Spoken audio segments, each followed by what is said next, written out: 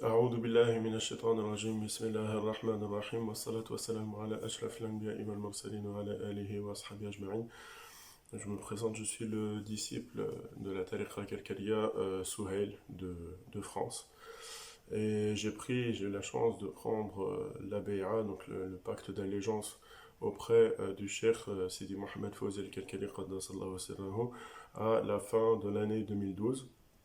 Donc je vais vous présenter un peu ce parcours, de quoi a été fait concrètement ce parcours et ce cheminement spirituel entre les mains de notre cher, donc jusqu'à aujourd'hui, depuis le 2012 jusqu'à aujourd'hui 2024, de manière très évidemment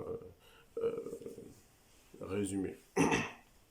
Donc dès le début, dès que j'ai pris la Beira auprès de notre cher, j'ai eu une ouverture, c'est-à-dire une ouverture de l'œil, de la vision intérieure qui a été très forte.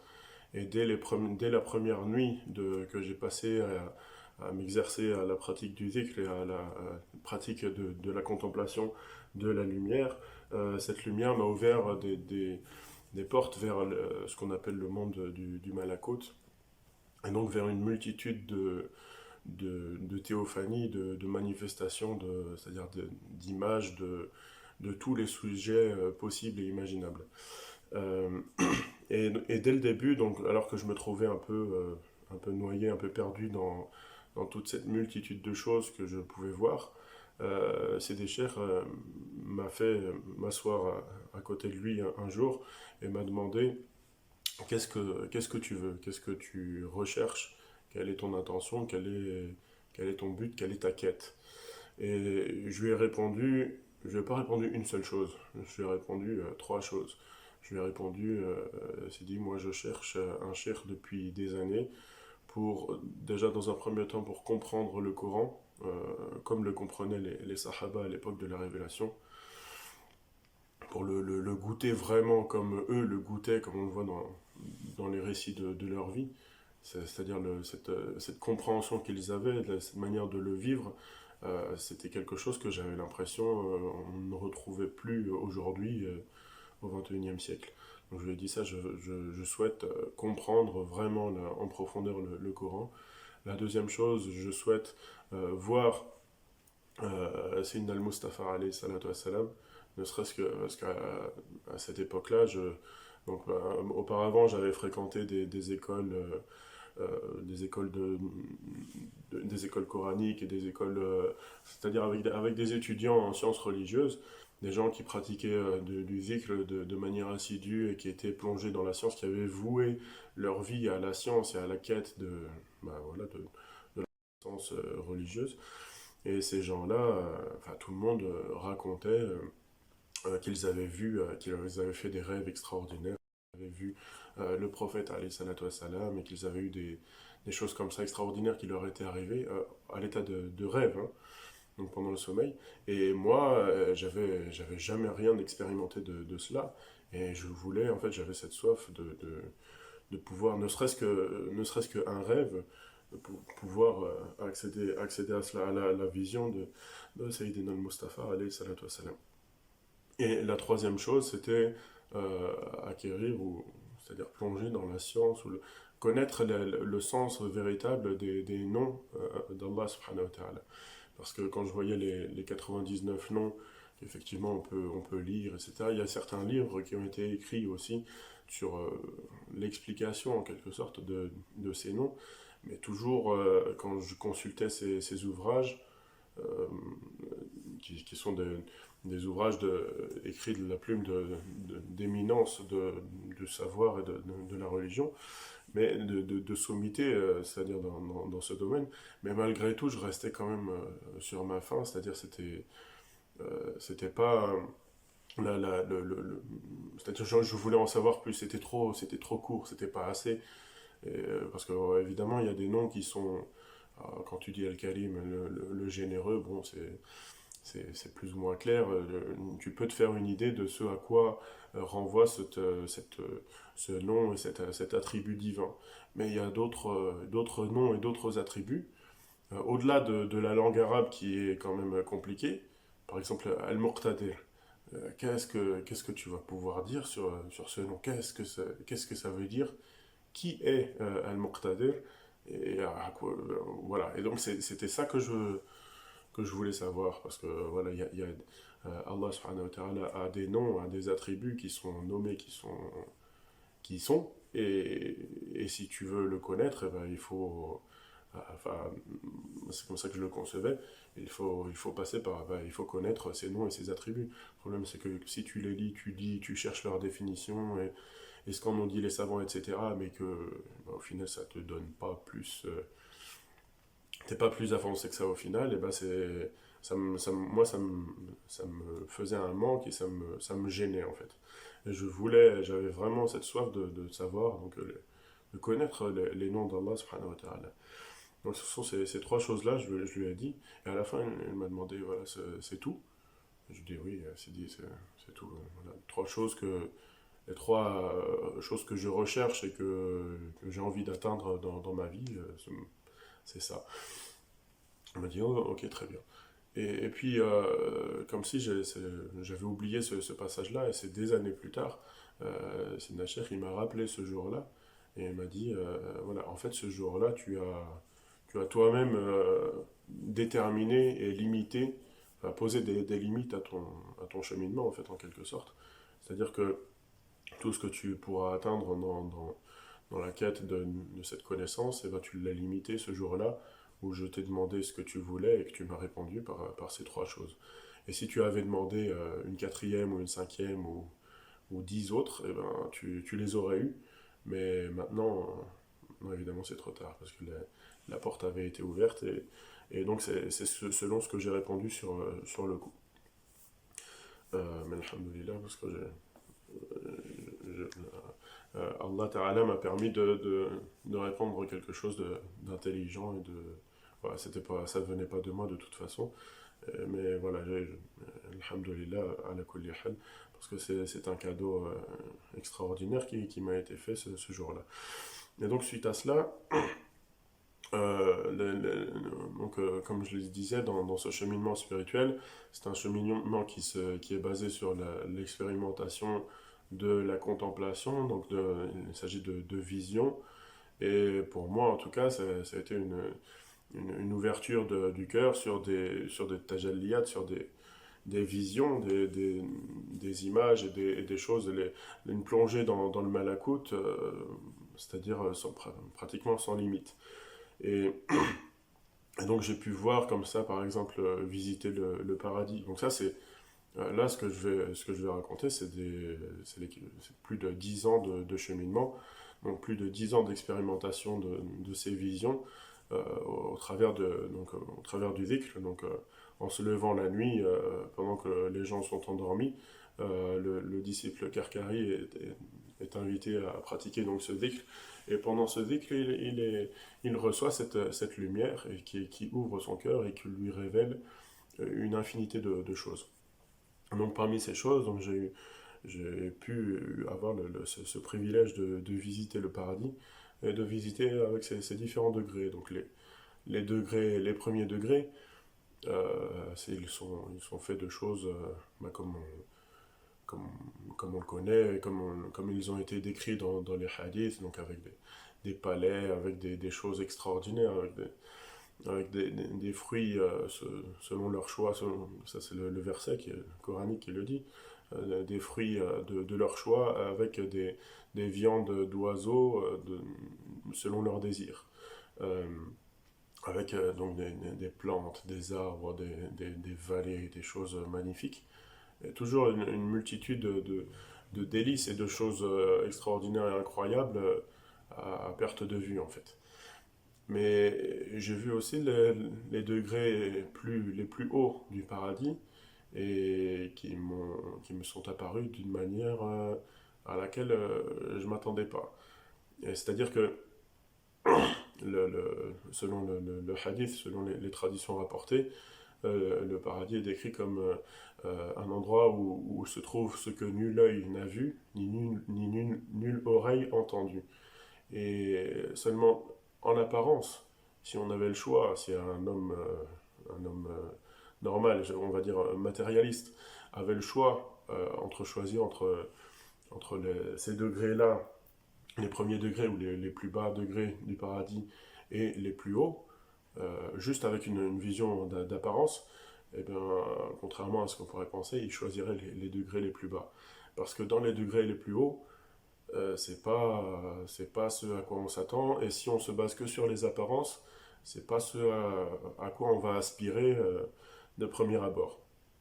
Parce qu'effectivement, on s'y trouve ce que nul œil n'a vu, ni nul oreille n'a entendu, mais d'une manière c'est-à-dire, c'est au-delà de la vision matérialiste du plaisir, du fait de se délecter de toutes les passions possibles et imaginables.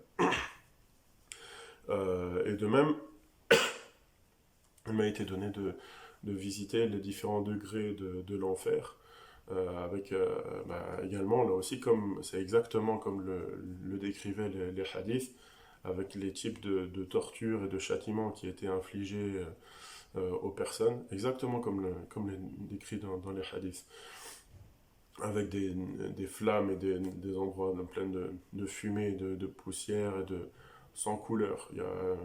Tout est noir ou rouge incandescent. Et, et là aussi, les premiers degrés, ou les moins profonds, on va dire, ils sont tels que les décrivent les hadiths, mais plus on va... En fait, je cherchais quel était le pire de tous les châtiments possibles. Et donc je voyais à chaque fois un châtiment. Ça, encore une fois, je le répète, c'est pas quelque chose c'est pas une vision en une nuit. C'est en des années et des années de visions. C'est une multitude, des dizaines et des dizaines de visions rassemblées les unes avec les autres qui m'ont mené à ce résultat, ce résumé final que je vous propose aujourd'hui. Et donc, de même, les degrés les plus bas, les plus profonds de l'enfer, c'était c'était exactement, c'était tout sauf ce que je pouvais imaginer. Euh, tout ce à quoi je pouvais m'attendre. Et j'ai découvert qu'en vérité, le pire des châtiments, c'est un châtiment qui se rapproche le plus du châtiment de la tombe. Et pourquoi? Parce que, en fait, les châtiments infligés aux gens de l'enfer, ils sont terribles évidemment, mais ils sont supportables, ou ils sont moins pires hein, si on peut dire, que le châtiment de la tombe, parce que la différence, c'est que dans l'enfer, on n'est pas tout seul. Il y a une multitude, il y a des anges, il y a des djinns, il y a des hommes aussi, des pécheurs comme nous, et c'est-à-dire on n'est pas tout seul. Alors que dans la tombe, on est vraiment tout seul. Et c'est ça le pire, c'est d'être dans la souffrance. Mais c'est-à-dire que quand tu es avec d'autres gens, si tu es dans le châtiment, eh ben, il se peut que tu tournes la tête et que tu vois ton voisin qui est dans une situation pire que la tienne. Et à ce moment-là, tu te dis, bon, alhamdoulilah, au moins, je suis pas à la place de lui. Mais quand tu es tout seul et que tu n'as personne même avec qui échanger ne serait-ce qu'un regard, et ben là c'est encore autre chose. C'est-à-dire l'angoisse et l'oppression, elle est multipliée. Donc voilà, les paradis, les degrés du paradis, les degrés de l'enfer, que j'ai pu découvrir donc comme ça au travers dans cette tariqa al au travers de la vision et donc de l'expérimentation du fait de goûter aux fruits du dhikr et du wird que nous transmet notre cheikh Sidi Mohamed Fawzi al-Kalkali qaddazallahu sirrahu. De même, j'ai eu l'occasion de visiter les anges et de découvrir le monde des anges. Donc les anges, une multitude d'anges, tous plus différents les uns que les autres. Il y a des anges évidemment qu'on connaît, des anges on va dire de Jamal, c'est-à-dire des anges qui sont beaux, qui sont avenants, et de- dont la vision nous réjouit. Et il y a aussi tout simplement les anges du paradis, etc. Et il y a aussi les anges qui sont dans une dimension Jalal, et à ce moment-là, ce sont des anges qui sont absolument terrifiants. Et juste la vue de l'un de ces anges Moi, il m'est arrivé d'être confronté à des visions comme ça d'anges. C'était des anges, c'était pas des démons, hein, attention. Et si je me suis presque au point de m'uriner dessus, tellement la peur et l'effroi ont été m'ont saisi en fait. Et donc voilà, le monde des anges, c'est pareil, avec une multitude, une infinité, presque d'anges différents, possibles et imaginables, et chacun avec des particularités bien spécifiques.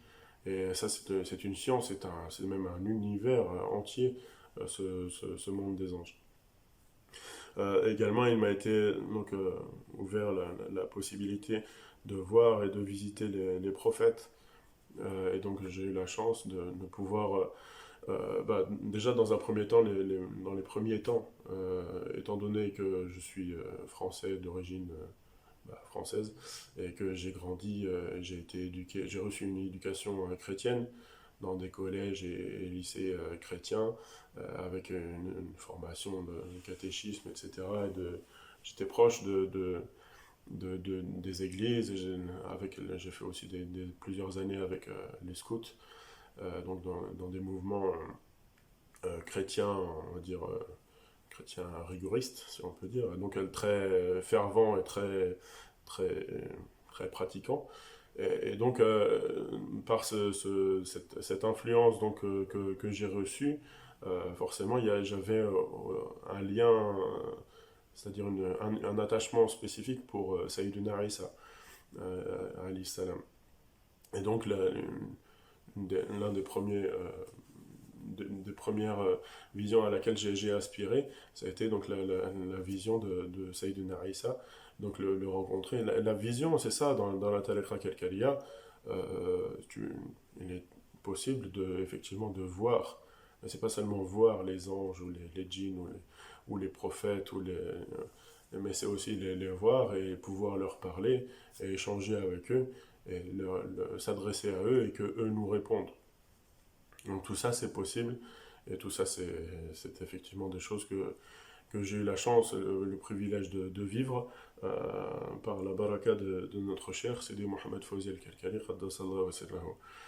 Et donc, Sayyiduna Isa, alayhi salatu wassalam, également Sayyiduna Moussa, Sayyiduna Ibrahim, donc toujours des multitudes, des dizaines, des dizaines de visions.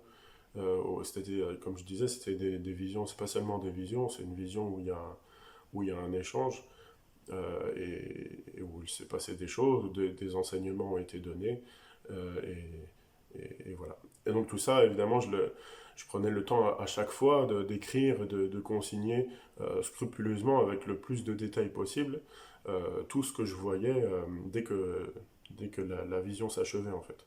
Je prenais de quoi écrire et je consignais sur papier tout ce que je pouvais expérimenter. Parce que, évidemment, au bout de plusieurs années, on ne peut pas se souvenir de tout ce qu'on a vu, et encore moins des détails.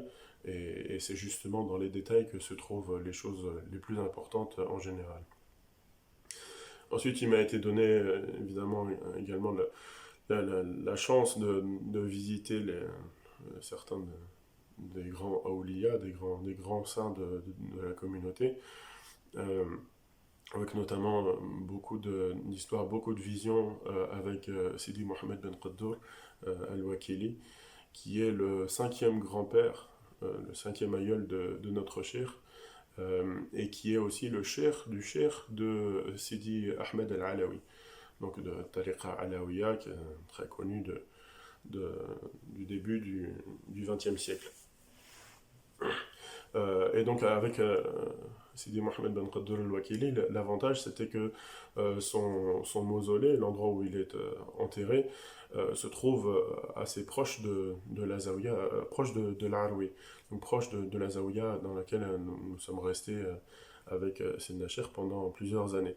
Et donc on avait l'occasion régulièrement d'aller visiter cet endroit.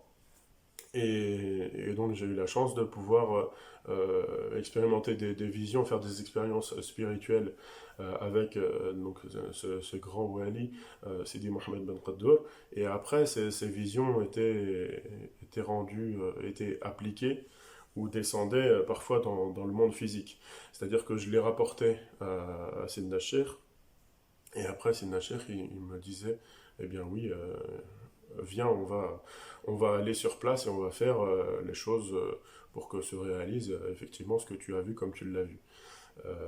Parce qu'il y avait à chaque fois des messages et des choses. Et donc, il se passait, c'est-à-dire que cette vision, ou ce qui était expérimenté de manière dans le monde du Malakout, eh bien, Sidna Cheikh m'emmenait donc dans la montagne, auprès de auprès du mausolée, pour faire c'est pas des travaux, mais c'était des petites, des choses, des petits travaux, on va dire, dans le monde physique, dans le monde matériel, pour faire descendre donc un sens profond, donc un ma'na qui était parvenu jusque dans le Malakut, et donc pour le faire descendre et le révéler dans le Mulk. Aussi des visions avec qui impliquaient aussi euh,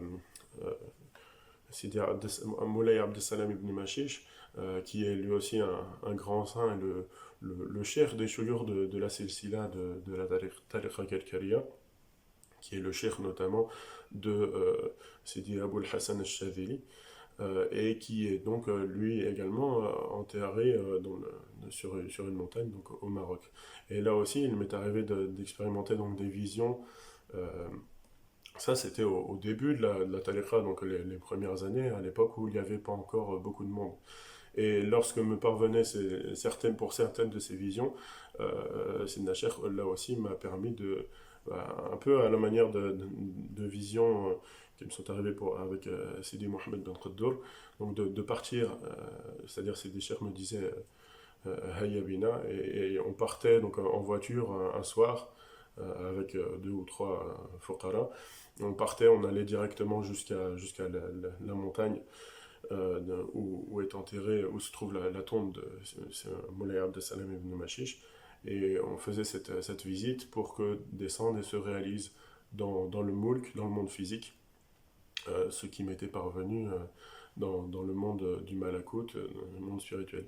Et il m'avait dit la dernière fois, profite bien de ce voyage qu'on fait ensemble, de cette opportunité, de cette chance que tu as de pouvoir venir avec moi là jusqu'à Moulay Abdesalam ibn Mashish, parce que peut-être que sûrement que ça se reproduira pas. Parce que bah, évidemment la tariqa grandit, il y a de plus en plus de monde, de plus en plus de disciples, et toutes ces chances-là, ces opportunités-là de vivre des moments comme ça avec le cher, ça devient bah, naturellement de plus en plus difficile et de plus en plus rare. Euh, et donc comme ça, une multitude de visions que j'ai eu la chance de pouvoir expérimenter avec une multitude de Aoulias. En fait, tous les Aoulias à propos desquels j'ai pu lire et dont l'enseignement m'a marqué, euh, Sidna Cheikh, au travers de ces visions, m'a permis de les voir, de les rencontrer donc dans ce monde du Malakout, et de pouvoir échanger avec eux, leur parler et qu'ils me répondent. Et tout ça, encore une fois, je l'ai écrit, ça a été consigné dans un livre, ça a été dûment écrit, avec à chaque fois la date et le plus de détails possible, de tout ce qui s'est passé, de tout ce qui a été dit, de tout ce que, voilà. Et si ce livre au final de toutes ces visions, de toutes ces mushahadat, si on devait l'imprimer et le sortir en livre, ce serait pas déjà un livre, parce que encore une fois, je le dis, c'est pratiquement 10 ans de, de, de- d'expériences qui ont été consignées, et ça ferait plus de 1000 pages. Donc c'est des écritures avec parfois des illustrations, et donc une multitude de choses comme ça.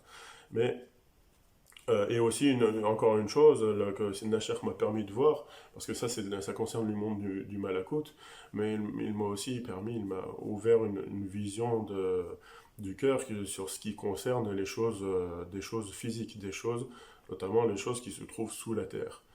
Donc, comme on le sait, il y a certaines personnes qui sont très attirées qui sont obnubilées par la quête de trésors qui se trouvent donc sous la terre. Et ça, Sidna Sheikh m'a permis de voir donc ce qui se trouvait sous la terre.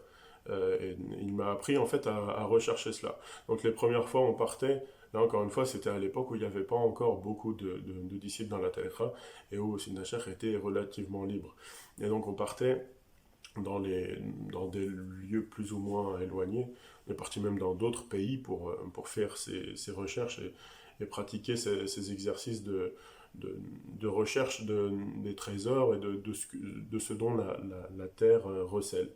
Et donc au début, il me donnait, je me souviens, il me donnait un stalactite et il me donnait une méthode particulière au travers d'une connaissance du alif pour déterminer, pour faire en fait une sorte de quadrillage.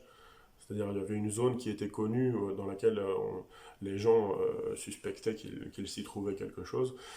Et il m'a donc enseigné les premières fois une méthode pour faisant une sorte de quadrillage nord-sud, est-ouest, etc.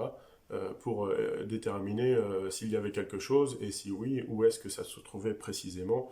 Et une fois qu'on avait trouvé la position, déterminer à quelle profondeur ça se trouvait, etc. Et surtout, savoir si la chose, donc le dit trésor, était libre ou bien s'il était gardé. C'est-à-dire gardé par, généralement, ce sont des djinns qui sont chargés de surveiller et de garder cette amana, ce trésor ou ce bien qui se trouve sous la terre. Et donc là aussi, il m'a été une multitude d'exercices. Donc au début, Sinacher m'a enseigné cette méthode, et puis après, il m'a laissé, au fur et à mesure que je m'exerçais, il m'a laissé libre de faire, c'est-à-dire la méthode a été simplifiée de plus en plus, jusqu'à ce qu'il me laisse faire les choses librement. Et puis après, une fois donc, quand je partais avec lui, il me demandait de me chercher et je lui disais directement le résultat que j'avais trouvé. Et à ce moment-là, il me confirmait ou il me disait non, c'est pas encore tout à fait ça, continue de chercher. Jusqu'à ce qu'à la fin, il m'envoie tout seul sur les lieux et pour que je fasse tout seul ce travail-là. Et puis après, lorsque je revenais à la Zawiya, il me demandait alors comment ça s'est passé, qu'est-ce que tu as trouvé. Et à ce moment-là, il me confirmait ou non les, les informations que j'avais pu récolter. Et donc de tout ça, il y a évidemment des trésors qui étaient gardés avec des trésors qui étaient pratiquement impossibles à aller chercher ou à récupérer. Et il y a d'autres trésors ou d'autres biens qui étaient cachés également et qui étaient tout à fait accessibles. Et tout à fait, voilà, parce que sous la terre, généralement, il y a de l'or et des choses comme ça. Mais il m'a été donné également de trouver, par exemple, un sac en cuir rempli avec dedans plus d'1 million d'euros, c'était des euros, en petites coupures. Et donc ça, c'est tout à fait accessible. Et puis en plus, il n'y a même pas l'inconvénient de l'or qui est une fois que tu as sorti l'or, il faut en faire quelque chose. Qu'est-ce que tu en fais? Donc voilà. Ça, c'est quelque chose que les gens qui sont versés dans le domaine connaissent évidemment.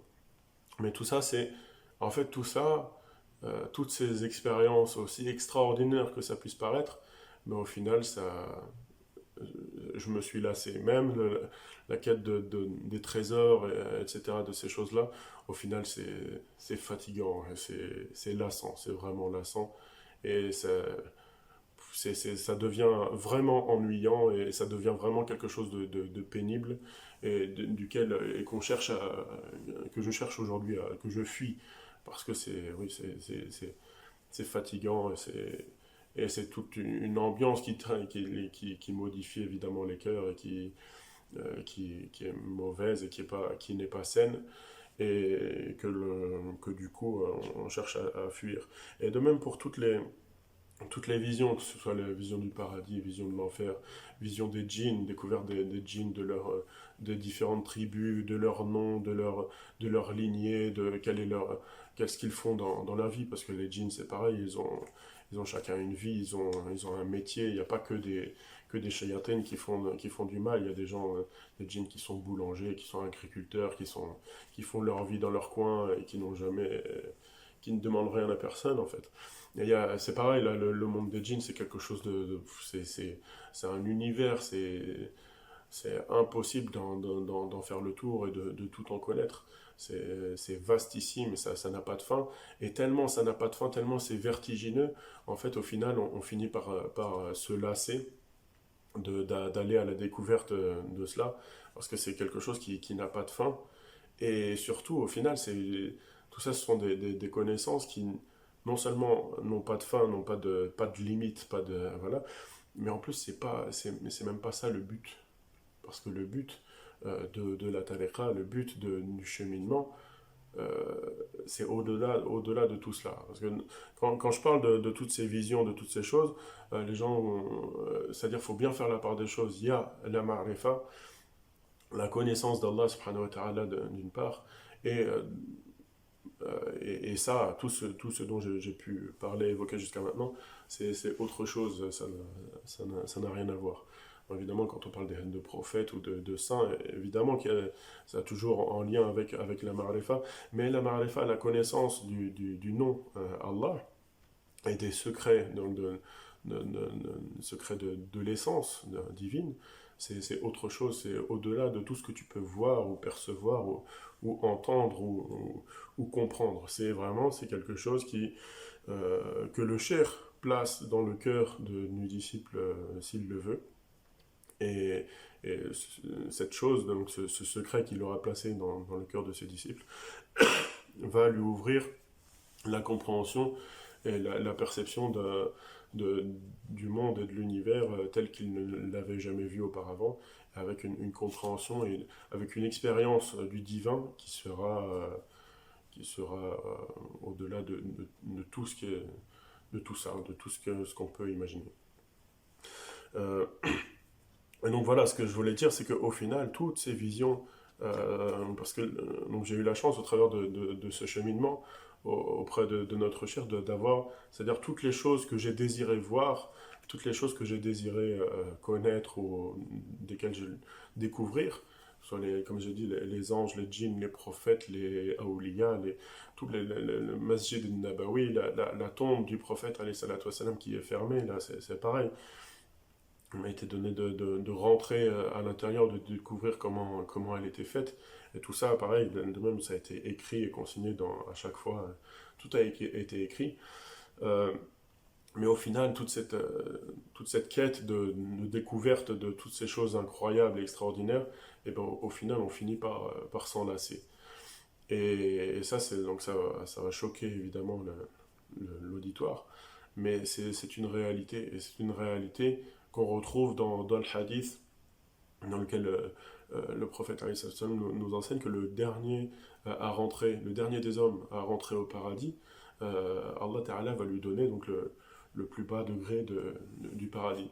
Et puis la personne, il va rentrer là. Déjà, le plus bas degré, ce sera quelque chose de complètement incroyable, extraordinaire. Et il va dire, mais Seigneur, si tu me donnes ça, mais c'est fini, jamais je te demanderai quoi que ce soit d'autre. Ah oui, d'accord. Et bien, du coup, il y rentre et il y vit et il commence à goûter à tous les délices qui se trouvent dans ce stade-là. Et puis, il entrevoit au loin que il y a un degré qui est un peu mieux, un peu plus au-dessus. Et à ce moment-là, il demande au Seigneur, Seigneur, est-ce que tu peux me donner plus? Parce que la vérité, c'est que quel que soit le degré, et plus tard, de même, et il va demander encore et encore et encore et encore. Et à chaque fois, il dit, le Seigneur lui répond, et si je te donne ça, est-ce que tu me demanderas encore quelque chose après? Il dit, non, Seigneur, je te jure, plus jamais je te demanderai quoi que ce soit. Après ça, si tu me donnes ça, alors là, je serai comblé, il y a rien de plus possible. Et à chaque fois, il demande plus. Parce qu'à chaque fois, quel que soit ce qu'on te donne, tu finis par te lasser. C'est la nature humaine qui est comme ça. Donc de même pour ces visions, les visions du paradis, de l'enfer, etc., c'est quelque chose que tu n'en fais pas le tour en fait. Tu ne finiras jamais de découvrir tout ce qu'il peut y avoir, mais tu finis par te lasser et tu finis voilà, par laisser tomber ces recherches ou cet intérêt que tu avais au départ pour ces choses. Et pour ma part, donc, de même, j'ai fini par me lasser de toutes ces choses. Et il y a seulement une chose, un domaine pour lequel je n'ai pas connu cette lassitude et jamais je me suis lassé. C'est les trois choses que j'avais demandé à Sidi Cheikh au début, donc quand je suis rentré dans la tariqa. Il m'a demandé qu'est-ce que tu veux, quel est ton but, ton objectif. Et donc je lui ai demandé la compréhension du Coran, la vision de Sayyidina al-Mustafa alayhi salatu wassalam, et la compréhension, la connaissance des Asma Allah al-Husna. Et c'est sur cela, et c'est en fait au bout voilà, donc, j'en viens pour en conclusion de cette intervention. Qu'est-ce que je retiens de toutes ces années passées avec le Cher? Donc le Cher, un Cher qui te fait voir tout ça, comment douter, comment croire de lui autre chose que c'est un c'est le wali c'est le wali et donc mais de tout ça qu'est-ce qui me reste au final après toutes ces années après 7 années passées à la Zaouia donc dans la compagnie du Cheikh au Maroc et donc puis je suis rentré pour vivre pour m'installer en France et et aujourd'hui, j'ai plus des impératifs, des choses qui m'empêchent d'aller, de retourner à la Zaouia comme je le faisais auparavant. Et donc, je me retrouve en France, donc loin du Cher physiquement, séparé physiquement du Cher, mais la nuit, toutes les nuits où je me lève et que je m'adonne à la pratique du zikr, eh bien, je continue et je travaille sur ces trois. Au final, c'est le début de mon cheminement et c'est la fin de mon cheminement. Ce sont les trois choses que j'ai déterminées, dans lesquelles j'ai confiné, si on peut dire, mon évolution spirituelle, qui sont donc la vision de Sayyidina al-Mustafa alayhi salatu wassalam, la quête des sens du Coran et des Asma Allah al-Husna. Et donc ça c'est quelque chose que je vis encore aujourd'hui, malgré cette séparation du Cher. Donc si tu dis, pour ceux qui considèrent que ce que donne le Cher c'est de la sorcellerie ou qui met quelque chose, des produits dans la nourriture, ou des drogues ou des choses pour nous faire halluciner ou quoi, là ça fait plusieurs années que je n'ai pas eu l'occasion d'aller pour rester un certain temps à la Zawiya au Maroc. Donc quelques années que je suis séparé physiquement du Cher. Et pourtant, toutes les nuits, quand je passe mes nuits en veille, eh bien je reste dans la vision, dans la mushahada, dans la compagnie spirituelle de Sayyidina al-Mustafa alayhi salatu wassalam. Et donc c'est Habib al-Mustafa alayhi salatu wassalam que je vois et qui est avec moi pendant ces nuits et qui m'enseigne et qui me transmet cette connaissance, la connaissance des noms des Asma Allah al-Husna. Et cette connaissance, donc c'est avec des sciences, notamment la science des couleurs, la science il y a aussi des nombres et des lettres, la ilm al-harf, la science des lettres et comment elles sont agencées, comment elles s'accordent ces lettres avec l'infinie palette de couleurs différentes. Et pour donner au final un talsam, donc si on veut un symbole, une représentation de ce nom divin. Et c'est donc cette représentation-là que je reproduis, que je dessine.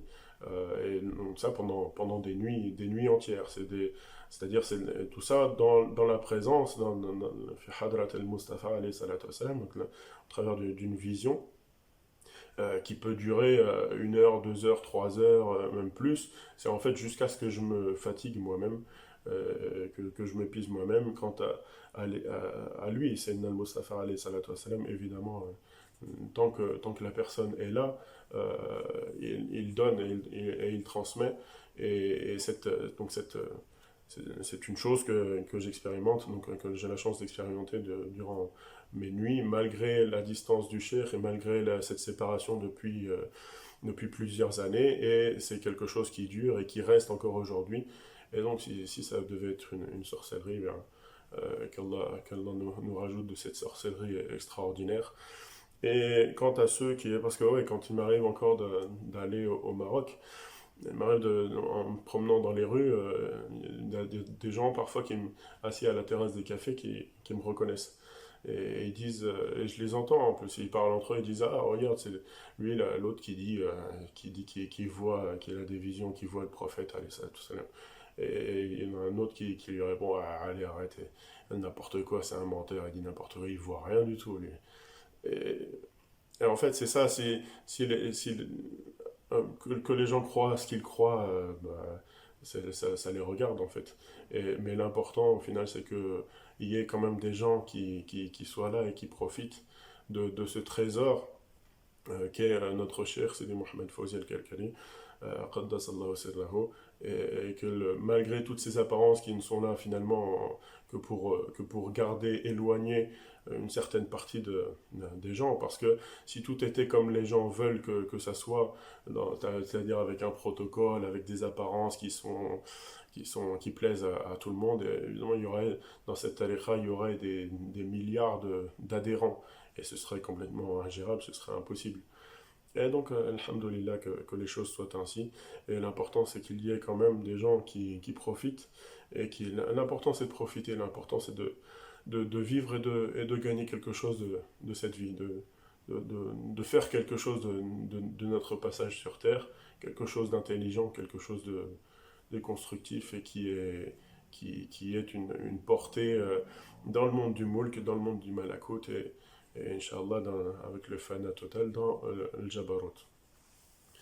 Walhamdulillah.